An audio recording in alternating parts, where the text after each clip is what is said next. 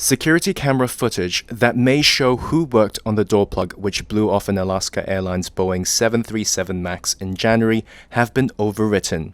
That's according to a letter Wednesday from National Transportation Safety Board's chair Jennifer Homendy to U.S. senators.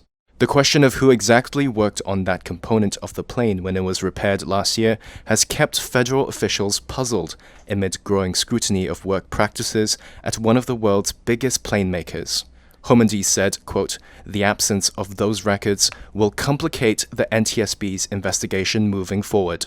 Last week, in a Senate committee hearing, Homendy had said she spoke to Boeing CEO David Calhoun and asked for the names of those who performed repairs on the door. Calhoun said he was unable to provide that information.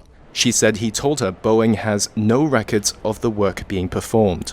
A Boeing official told Reuters on condition of anonymity, the standard practice at Boeing is to overwrite security videos after 30 days, but declined to answer additional questions.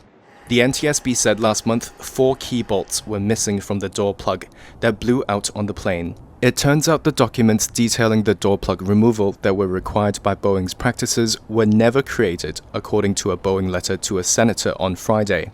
At last week's hearing, Homendy also criticized Boeing's lack of cooperation with investigators and failure to disclose some documents. She called it absurd that the NTSB did not have a 25-name list of door crew at Boeing's 737 factory 2 months later.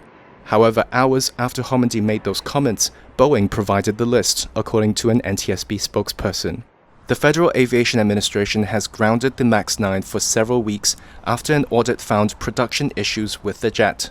The Justice Department also opened a criminal investigation into the mid-air emergency in January.